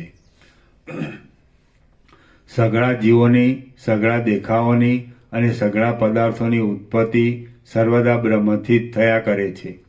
જેમ સમુદ્રના તરંગો સર્વદા સમુદ્રમય જ છે, સમુદ્રમાંથી જ ઉત્પન્ન થાય છે અને પાછા સમુદ્રમાં જ પ્રવેશ કરે છે, તેમ સઘળા પદાર્થો સર્વદા બ્રહ્મમય જ છે, બ્રહ્મમાંથી જ ઉત્પન્ન થાય છે અને પાછા બ્રહ્મમાં જ સમાઈ જાય છે. રામ બોલ્યા, હે ભગવાન, આ આપના વાક્યનો સંદર્ભ પરસ્પરથી અત્યંત વિરુદ્ધ જણાય છે. આથી તેનો અભિપ્રાય મારા સમજવામાં આવતો નથી. જેની 6 ઇન્દ્રિયો પહોંચતી નથી એવું ચૈતન્યાત્મક બ્રહ્મ ક્યાં અને જડરૂપ આ પ્રપંચની રચના ક્યાં? ચૈતન્યમાંથી જડ ઉત્પન્ન થાય છે એમ કહેવું સંભવતું નથી. જો આ પ્રપંચ બ્રહ્મથી ઉત્પન્ન થયો હોય તો બ્રહ્મ જેવો જ હોવો જોઈએ. જે જેમાંથી ઉત્પન્ન થયેલું હોય તે તેવું જ હોવું જોઈએ એવો નિયમ દેખાય છે. જેમ કે દીવામાંથી ઉત્પન્ન થયેલો દીવો દીવા જેવો જ હોય છે, પુરુષથી ઉત્પન્ન થયેલો પુરુષ પુરુષ જેવો જ હોય છે અને ધાન્યથી ઉત્પન્ન થયેલું ધાન્ય ધાન્ય જેવું જ હોય છે. આમ છે. તેથી પ્રપંચ જો નિર્વિકાર બ્રહ્મથી ઉત્પન્ન થયો હોય તો નિર્વિકાર જ હોવો જોઈએ, પણ જડ ન હોવો જોઈએ. હવે જગત બ્રહ્મથી ઉત્પન્ન થયું છે એટલે પ્રપંચ તો જડ જ છે. આમ જ્યારે તે જડ છે ત્યારે તે પરમાત્માથી જુદો છે. આથી નિષ્કલંક પરમાત્મામાં જડ પદાર્થની ઉત્પત્તિરૂપ કલંક પ્રાપ્ત થાય છે. વશિષ્ઠ બોલ્યા, હે રામ, જે કાંઈ આ જગત દેખાય છે તે બ્રહ્મ જ છે. બ્રહ્મમાં કોઈ પ્રકારનો મેલ છે જ નહીં. સમુદ્રમાં તરંગોના સમૂહ રૂપે જળ સ્ફુરે છે પણ ધૂળ સ્ફૂરતી નથી, તેમ બ્રહ્મમાં પ્રપંચ રૂપે ચૈતન્ય સ્ફુરે છે પણ જળ સ્ફૂરતું નથી. હે રઘુવર, જેમ અગ્નિમાં ઉષ્ણપણા વિના બીજી કોઈ કલ્પના જ નથી, તેમ બ્રહ્મમાં ચૈતન્યપણા વિના બીજી કોઈ કલ્પના જ નથી. રામ બોલ્યા, હે બ્રહ્મન, બ્રહ્મ તો દુઃખ રહિત છે, ત્યારે બ્રહ્મથી ઉત્પન્ન થયેલું જગત દુઃખમય જ છે. માટે બ્રહ્મની અને જગતની એકતા જ ન હોવી જોઈએ. આમ છતાં આપ એકતા કહો છો, માટે આપના વચનનો અર્થ મારાથી સમજાતો નથી. વાલ્મીકી બોલ્યા, આ પ્રમાણે રામચંદ્રજીએ શંકા કરી ત્યારે મુનિવર વશિષ્ઠજીએ રામને ઉપદેશ કરવાના સંબંધમાં વિચાર કર્યો કે હજી આ રામની બુદ્ધિ અત્યંત પ્રફુલ્લિત થઈ નથી, પણ કંઈક નિર્મળ થયેલી છે અને તેથી તે જગત સંબંધી તર્કોમાં તણાતી જાય છે. જે પુરુષ બ્રહ્મ વિચારમાં પ્રવીણ થયો હોય, જાણવાનું જાણી ચૂક્યો હોય અને જે પુરુષ વિવેકના બળથી મોહના ઉપાયરૂપ એવી વાણીના પારને પહોંચ્યો હોય, તે પુરુષની દ્રષ્ટિથી તો બ્રહ્મમાં કોઈ પણ દોષ નથી. જે પુરુષ બ્રહ્મ વિચારમાં પ્રવીણ થયો હોય, જાણવાનું જાણી ચૂક્યો હોય અને જે પુરુષ વિવેકના બળથી મોહના ઉપાયરૂપ એવી વાણીના પારને પહોંચ્યો હોય, તે પુરુષની દ્રષ્ટિથી તો બ્રહ્મમાં કોઈ પણ દોષ નથી, કારણ કે ચૈતન્યરૂપ પરબ્રહ્મમાં ક્યાંય પણ જગતરૂપી મેલ છે જ નહીં. આ વિષય જ્યાં સુધી રામને ચોખ્ખે ચોખ્ખો કહેવામાં આવશે નહીં, ત્યાં સુધી રામને વિશ્રાંતિ મળશે નહીં. પરંતુ રામની બુદ્ધિ હજી સુધી પૂર્ણ વ્યુત્પન્ન પ્રવીણ થઈ નથી, તે અર્ધ વ્યુત્પન્ન થઈ છે. માટે રામની પાસે ચોખ્ખે ચોખ્ખી વાત કહી દેવી પણ અનુકૂળ પડે તેમ નથી. રામ હજી સુધી ભોગ દ્રષ્ટિથી જ દસ્યુની ભાવના કરે છે, એટલે તેમનો બોધમાં પ્રવેશ થતો નથી. જેને બ્રહ્મ દ્રષ્ટિ પ્રાપ્ત થઈ હોય તેને ભોગની ઈચ્છા થાય જ નહીં. જ્યારે ભોગની ઈચ્છા કાંઈ પણ ન રહી હોય ત્યારે જ સઘળું બ્રહ્મ છે એવા સિદ્ધાંતનો ઉપદેશ કરવો યોગ્ય છે. પ્રથમ તો ગુરુએ સમ દમ આદિ ગુણોથી શિષ્યને શુભ કરવો જોઈએ અને પછી સગળું બ્રહ્મ છે અને તું પણ શુદ્ધ બ્રહ્મ છે એવો બોધ કરવો જોઈએ. જે શિષ્ય અજ્ઞ હોય અને અડધું સમજેલો હોય તેને જે ગુરુ સગળું બ્રહ્મ છે એવો બોધ આપે છે તે ગુરુ શિષ્યને મોટા નરકોના સમૂહમાં નાખે છે. જેને ભોગોની ઈચ્છા ટળી ગઈ હોય, મનોરથો ન રહ્યા હોય અને જેની બુદ્ધિ વ્યુત્પન્ન થઈ હોય તેવા મહાત્મા શિષ્યને બ્રહ્મમાં અવિદ્યારૂપ મેલ છે જ નહીં એમ ઉપદેશ કરવો યોગ્ય છે.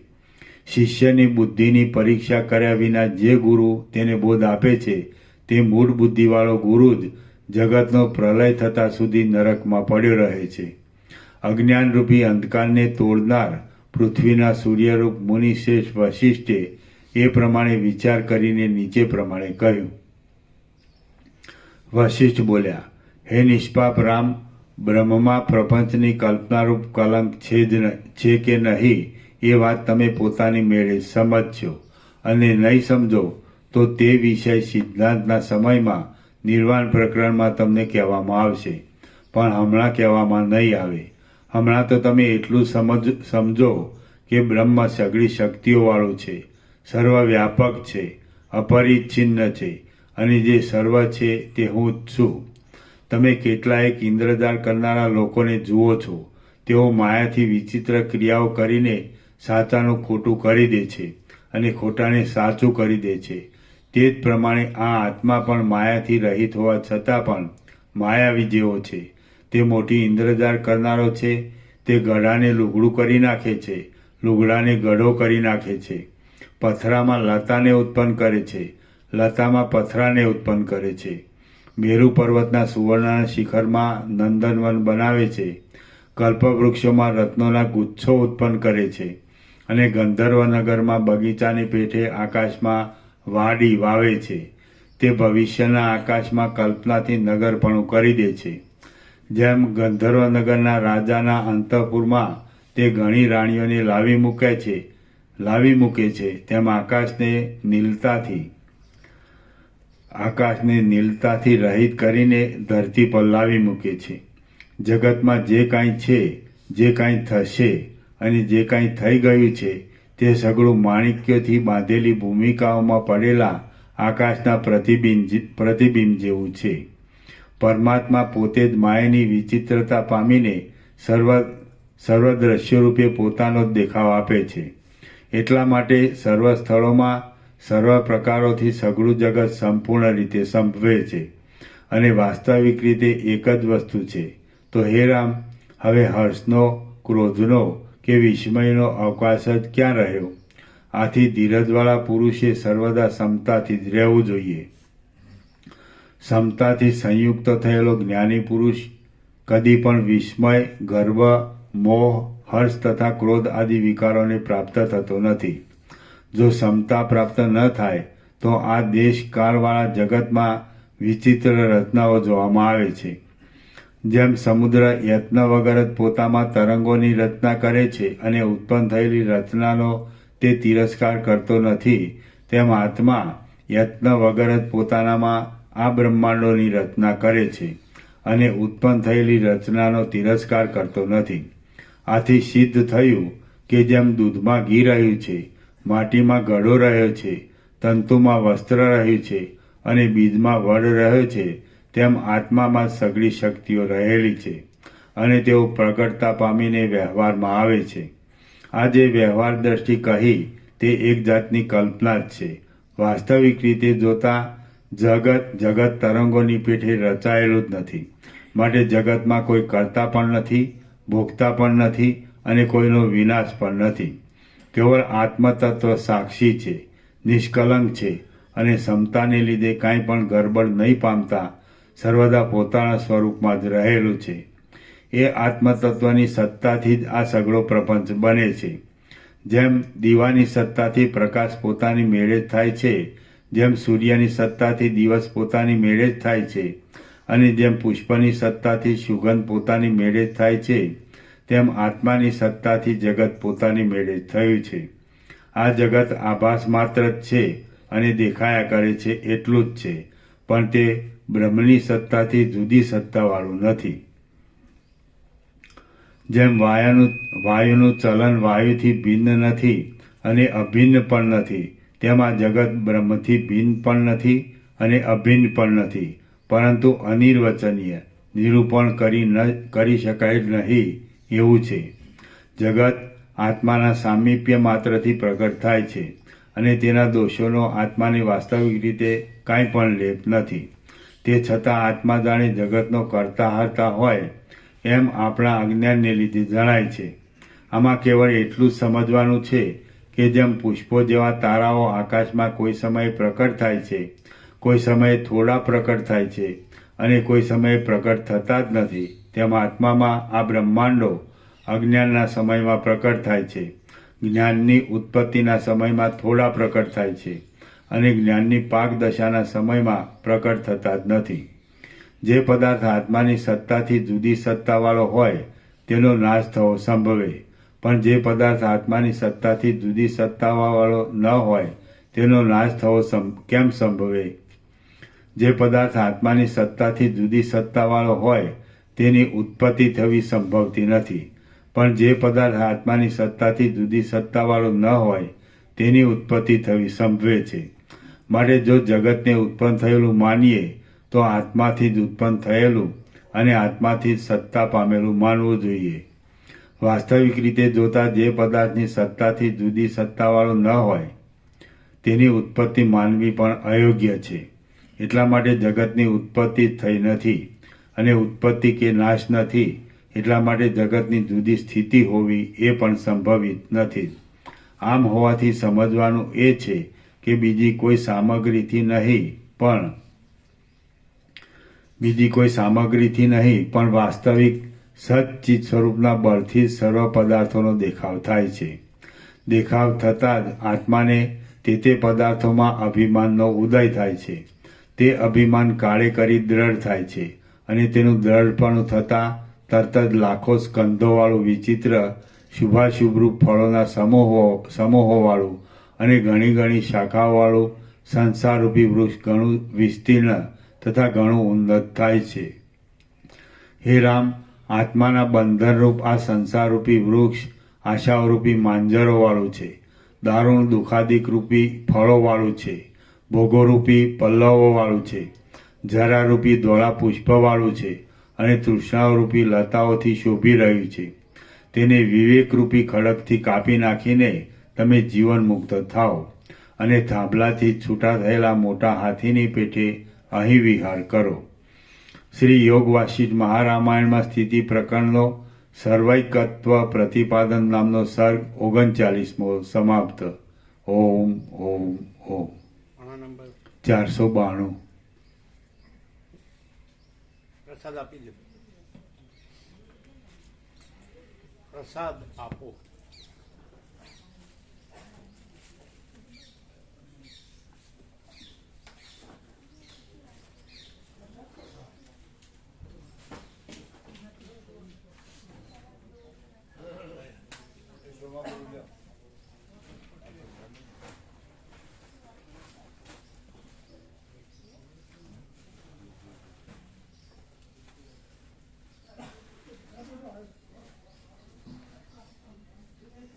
એ ચિરાગ પ્રભુ ક્યાં છે?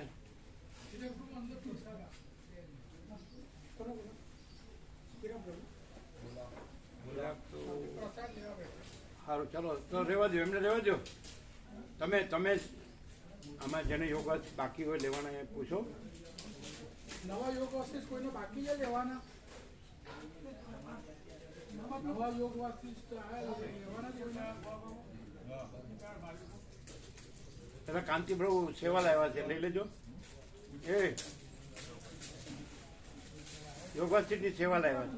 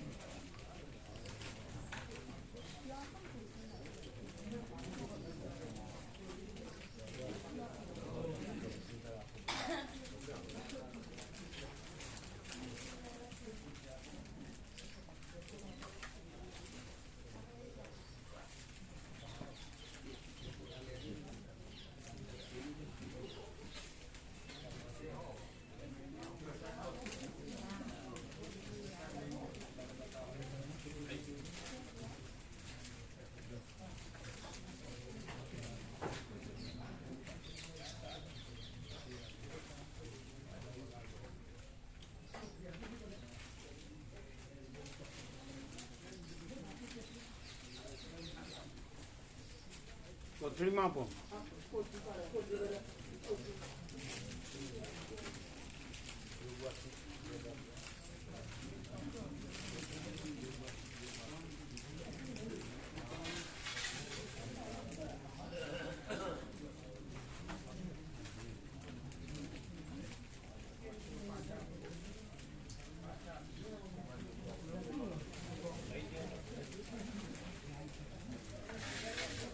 એ મામા પ્રભુ કોથળી આ બાજુ બાકી છે, ક્યાં અપાઈ ગઈ?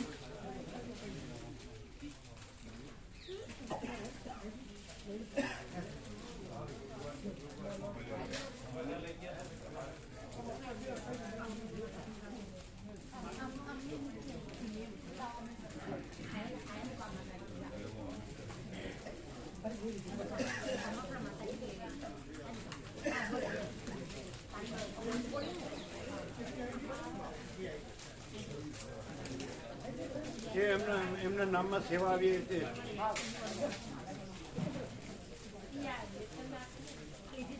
ये बाकी सब वहाँ है, वो सबको भी दो. ये सुशील प्रभु और मामा प्रभु सबको दो. जो प्रसाद दे रहे हैं वो सबको दो.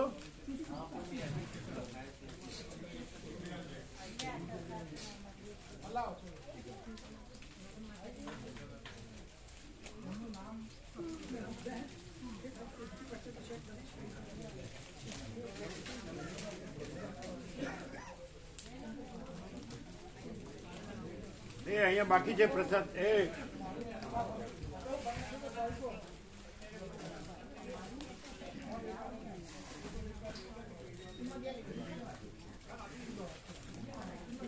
અહીંયા બધાને આપ્યો. એ જે બધા આવ્યા છે બધાને આપજો. તમે બી લેજો. આ જે બાકી છે બધા આપનારા બધાને આપજો.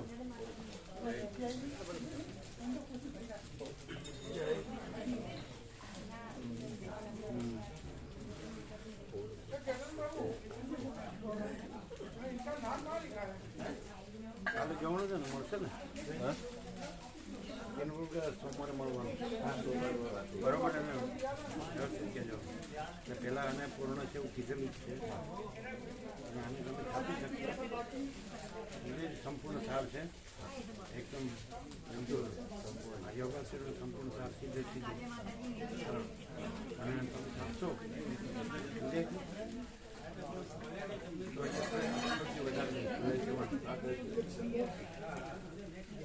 તમારે પડી નહીં. અમે સૌથી વધારે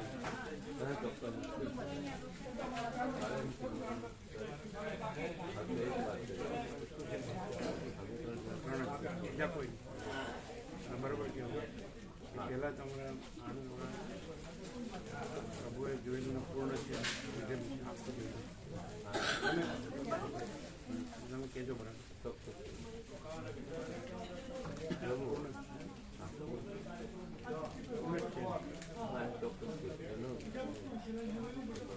એટલે વ્યાપક લાભ થાય.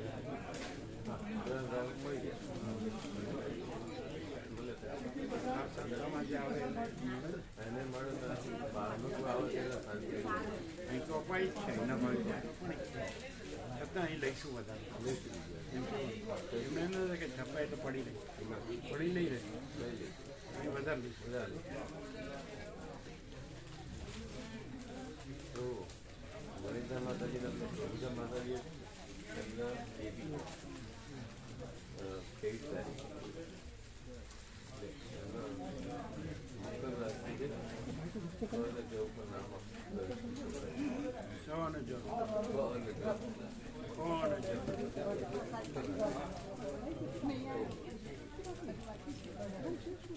તમે લોકો કોઈ પસંદ કરેલું છે? એવું બધું કોઈ નથી. બાબા એક જ પછી બાકી પૂરું કરો. આપણે બાકી પછી કોણ જો આવે મકર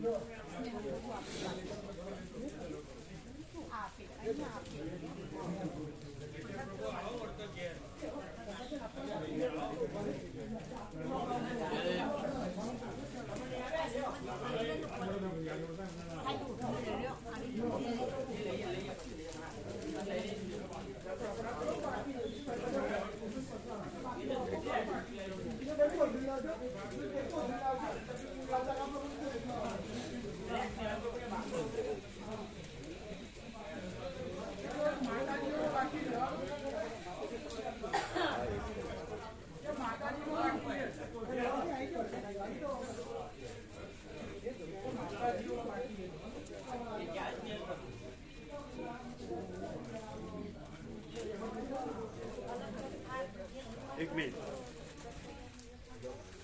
તમે છે ને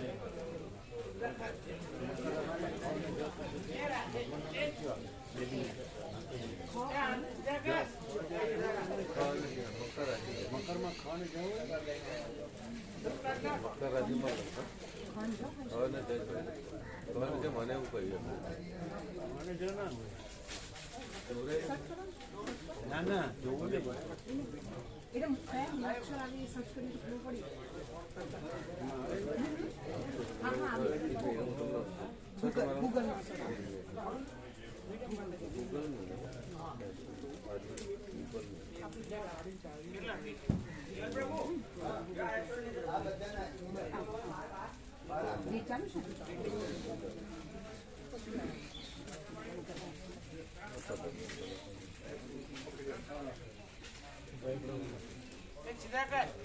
તમે અંદર જાઓ પ્રસાદ જે લેવો હોય તે અંદર જાઓ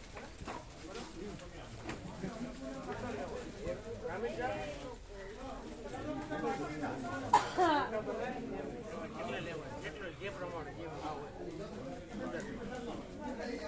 હા તો તમે કશું કહીએ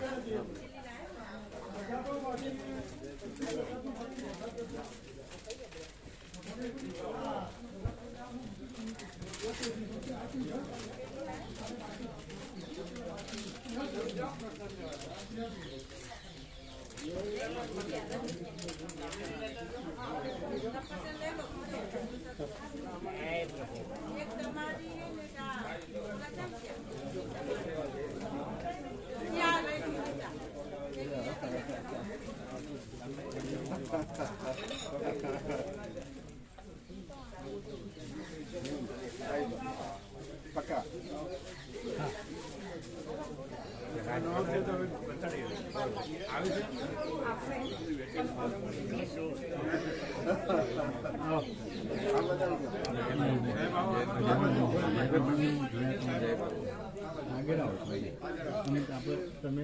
તમારા જ છે પણ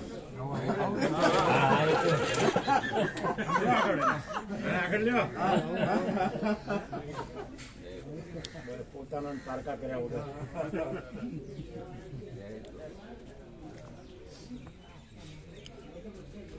જોજો આનંદ આવ્યો તો ને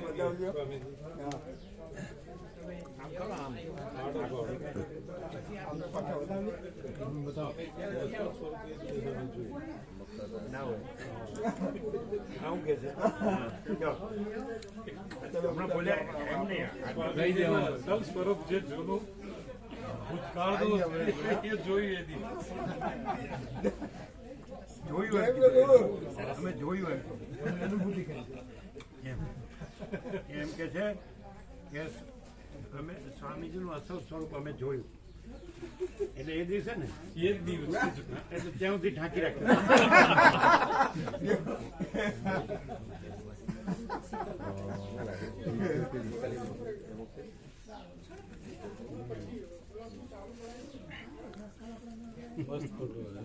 આપો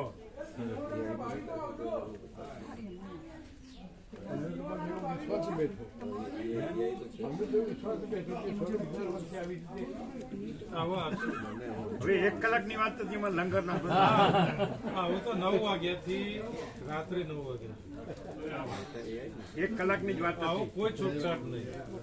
મુકા પ્રભુ જય પ્રભુ. બ્રહ્મ કૃપા હે કેવલમ આનંદ મંગળ આનંદ મંગળ વખત તારો બાકી છે. ઓમ લઈ લે ને પેલા આનંદ તારીખ હા હા આડામ લઈ લે આડામ.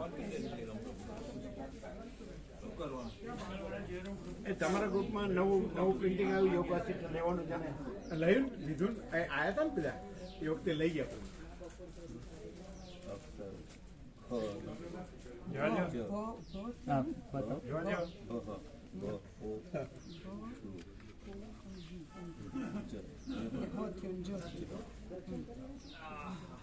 બરાબર જાઓ એવું જ છે એમણે લીધું હતું બરાબર પણ આ રહી જતું ને પછી તો નથી પ્રકાશ પ્રભુ સેટ કરે ને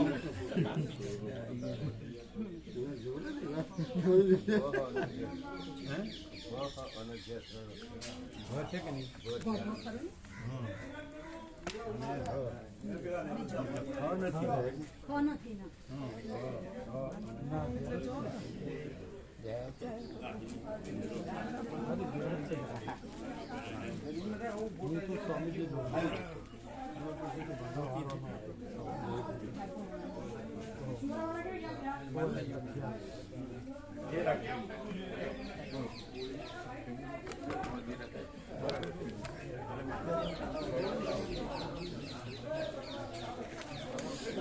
નહીં એમના બેબીની બેબી આવી જાય પેલું નામ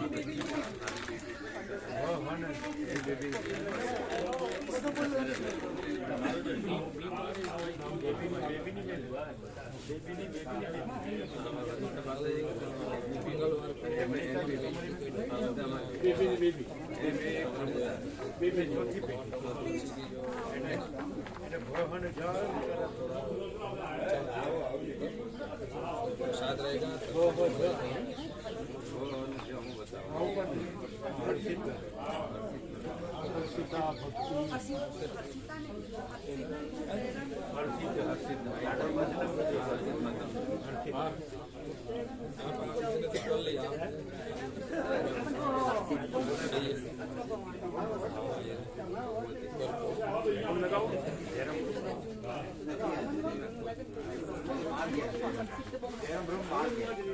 ક્યારે આવશે એમણે કેવો સાંજે આવશે ઉર્મિલા માતાજી સાંજે આવશે બહાર ગયા છે ઉર્મિલા માતાજી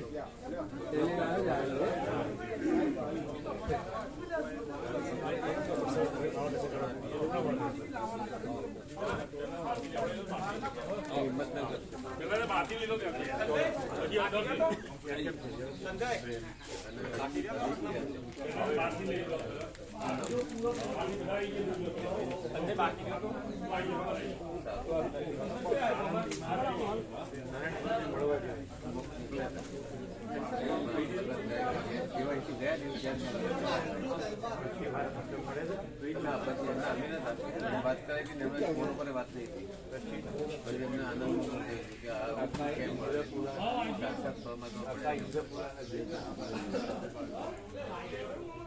સાક્ષાત ફરોજ આપતો સાક્ષાત ફરોજ આપ એમણે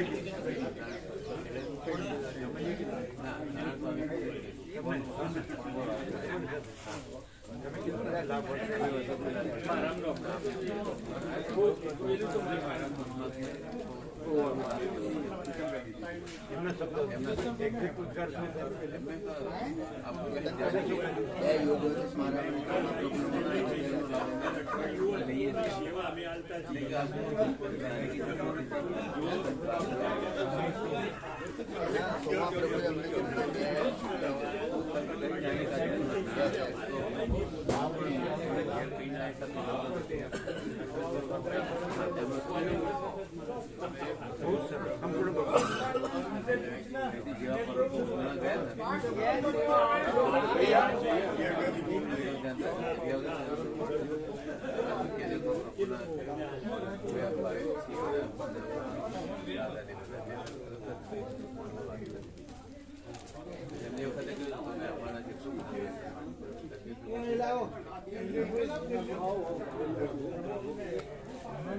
પ્રસાદનો લાભ મળ્યો એના બદલે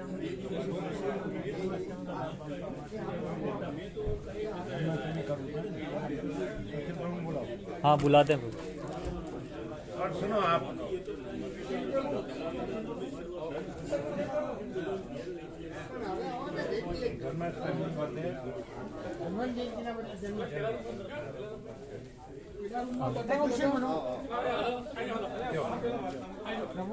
જન્માષ્ટમી નો પ્રસાદ નો લાભ અમને મળ્યો એના બદલે હનુમાન જયંતિ પ્રસાદ નો લાભ અમને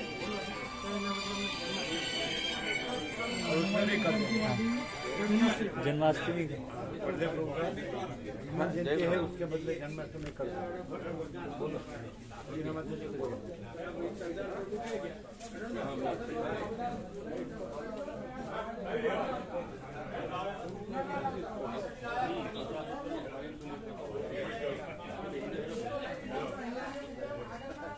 ये आपने ले जाओ બધા ને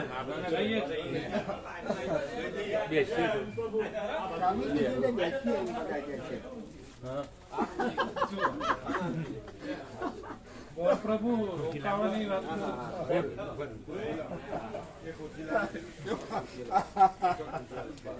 હનુમાન જયંતિ મને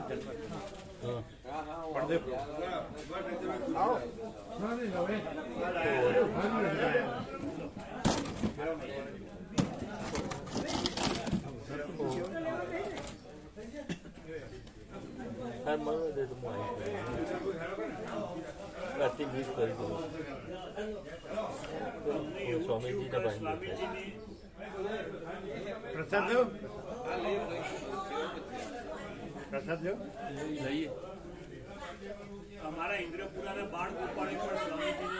એ ચા પ્રસાદમાં બાકી હોય જજો બધા જેને ચા પ્રસાદ બાકી હોય બધા નવા છે તો નવા જે જંગલી તો ખબર ન પડે ને, સમજાય ને ઓળખતા ખબર પડી એમ નહીં આ આવ્યા બધા આનંદિત થઈ ગયા હતા. કઈ ખિચડીનો પાર નહીં એમ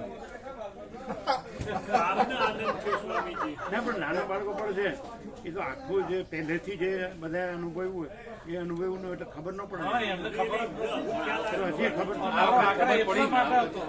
આ વખત ખબર પડી ને બધાને. સ્વામીજીને લઈ જવાનો આગ્રહ એટલા માટે જ હતો.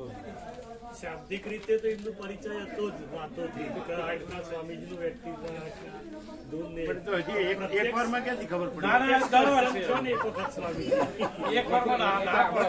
24 કલાકનું આગમન થવું જોઈએ. એટલે જ કીધું ને આપણે દર વર્ષે પ્રસાદ લીધો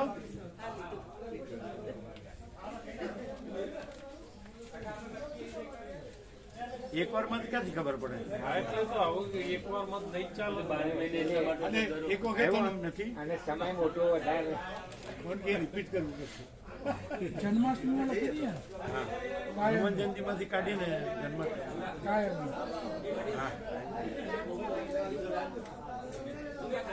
પેલામાંથી કાઢને પછી ત્યાં વ્યાપકમાં કરાવી દેજો ખ્યાલ આવ્યો આ રીતે પેન બરોબર છે કે પેન્સિલ ના પેન જ છે કેમ પેન્સિલ જેવું નથી ના પેન જ છે આમ આછું લાગે ને ના બરોબર પેન પેલામાં કરજો વ્યાપકમાં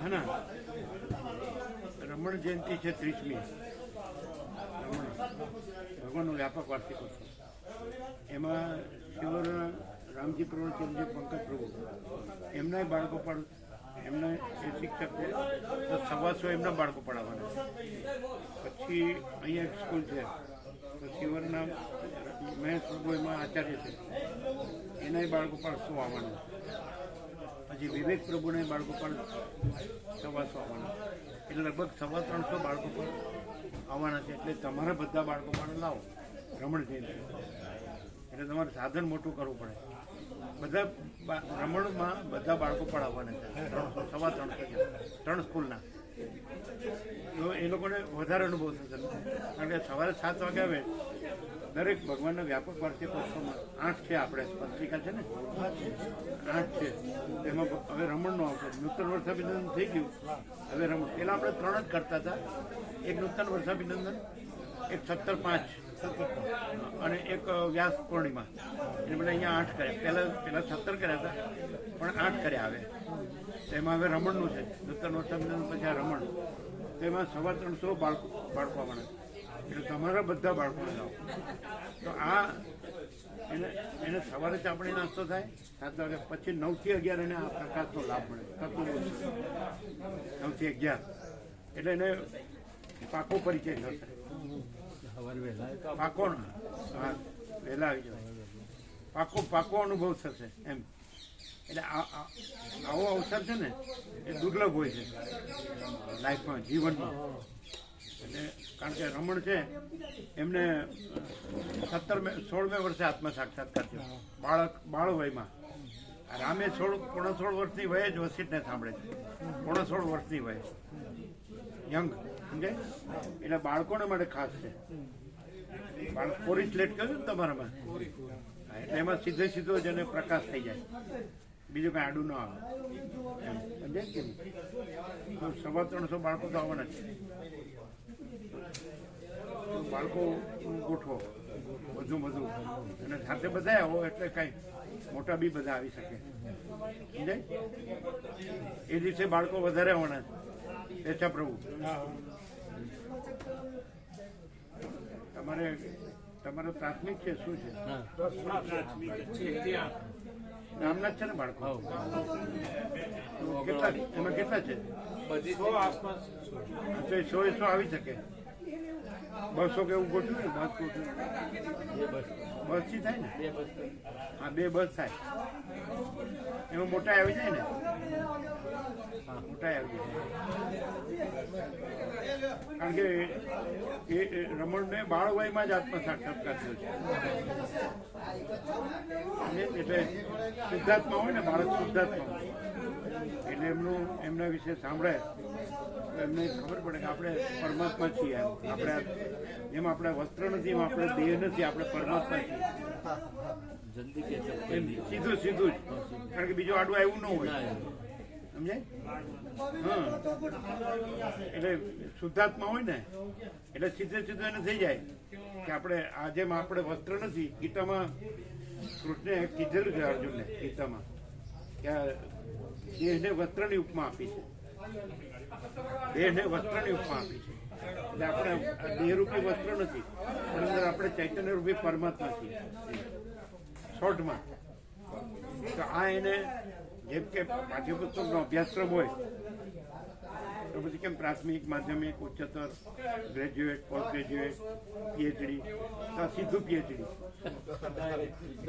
બીજી સ્કૂલ કરવી જ ન પડે, બીજી કોલેજ કરવી જ ન પડે. વર્લ્ડની મોટી યુનિવર્સિટીમાં આ નથી. આ આપણી સંસ્કૃતિ છે, ભારતીય સંસ્કૃતિ. આપનું જ્ઞાન કે બ્રહ્મ જ્ઞાન જે કહેવાય. અને આપણે અહીંયા અખંડ છે, અહીં તો છે જ. આ તમે આજે સાંભળ્યું.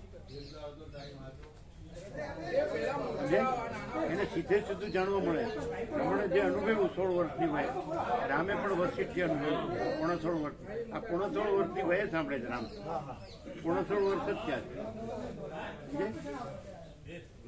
અને રમણને પણ 16 વર્ષની વયે જ આપી શકતી કે પોતે પરમાત્મા છે, પોતે દેહ નથી. તો બાળક એ જાણે ને તો એ અમર થઈ જાય એના માટે. જેમ તમે કોઈ છોડ વાવો છો નથી કહેતા કે અમર થઈ ગયો. ધરતીમાં તમે ચોટી જાય તમે કહો છો ને અમર થઈ ગયો, પછી એનું મોટું વૃક્ષ થાય. અને આમાં જે થાય એ 1000 થાય. સિંહણ બચ્ચું 1000. સમજાય? આ બધું જે આજે અજ્ઞાનમાં જે બધું દુઃખ છે એ ન થાય.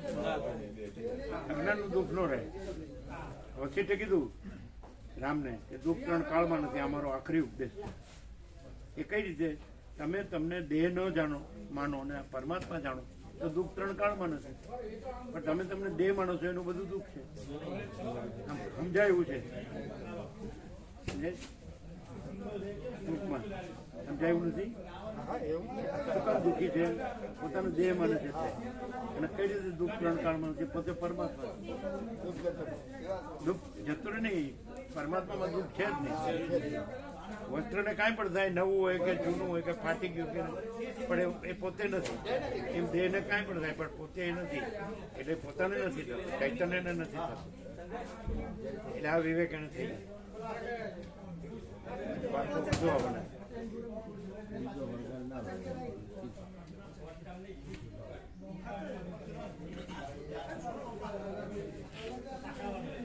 આમાં પાકા રહેશો ને તો તમે પણ પછી પરમ પ્રકાશ, પરમ આનંદ, પરમ શાંતિ, અનંત પ્રકાશ, અનંત આનંદ, અનંત શાંતિ. અને અહીં તો તમે જુઓ છો પહેલેથી તમારા દેશમાં તો 50મું વર્ષ છે, 1973 ગોરિયામાં.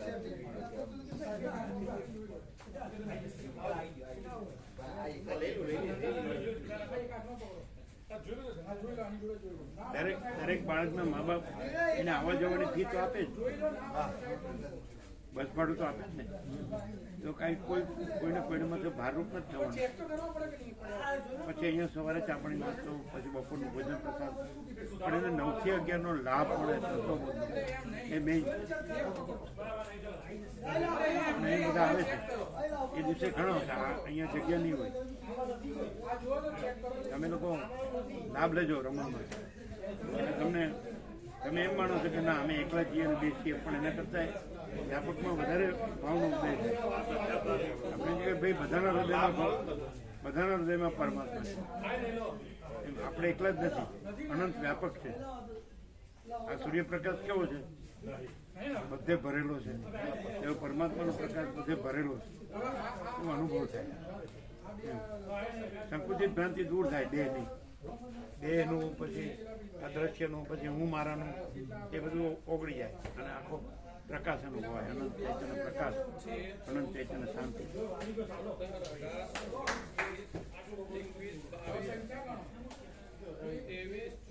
બહુ વસ્તા હતા પણ માથે આપ તૂટી પડ્યું એમ ગંભીર થઈ ગયું. આ ક્યાં કરવું?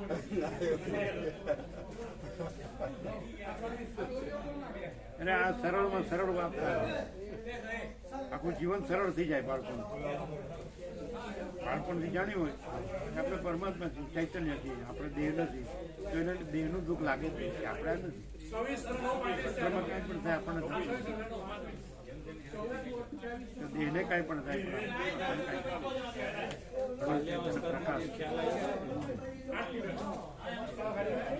એટલે ઢીલા ના પડજો. આજે 27 તારીખ છે ને, 2 દિવસ જ છે, એટલે 30મી રમણ પરમ દિવસે 30મી, આજે 28 થઈ શકે ને.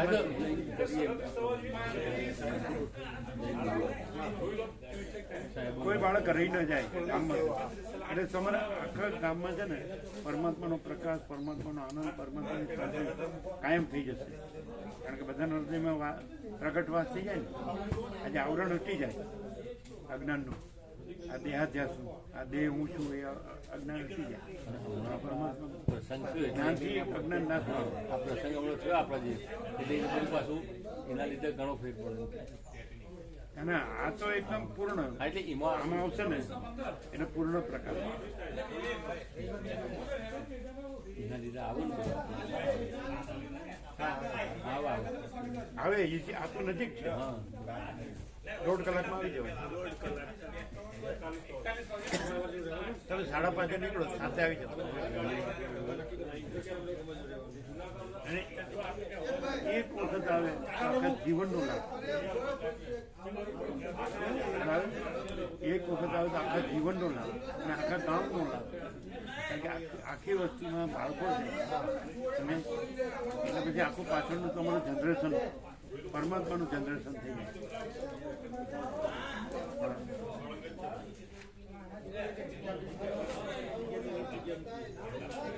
અહીંથી જે કહેવામાં આવે ને એ સત્ય જ હોય, બીજું કાંઈ નહીં. કલ્યાણનું જ હોય અને આનંદ મંગળનું જ હોય.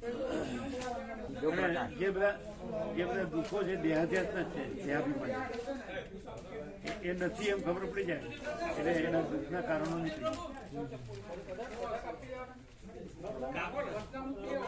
દુઃખના કારણે શું છે? હું દેહ છું અને આનંદ મંગળનું કારણ આત્મજ્ઞાન, હું પરમાત્મા છું, દેહ નથી. સત ચૈતન્ય આનંદ. બરાબર છે? જાઓ આપણે ચાપણી નાસ્તો ખાવા. બરાબર છે ને બેચા પ્રભુ? સાંભળ્યું? ઠંડી લાગે છે. બધી ઠંડી ઉડી જાય. એમણે ગરમ ગરમ ચા પાવ એટલે ઉડી જશે.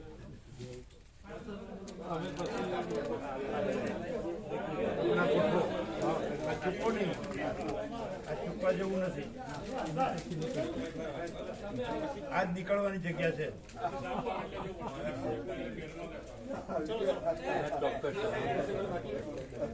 ગોઠવો ફરજિયાત. કાલે આવ્યો ને ચૂકો નહીં એટલે ને આખા કાયમ માટેનો બાળકોની રજૂઆત કરવાની હોય ગોઠવી જ દેવાનું કરવાનું જ હોય ગોઠવવાનું હોય.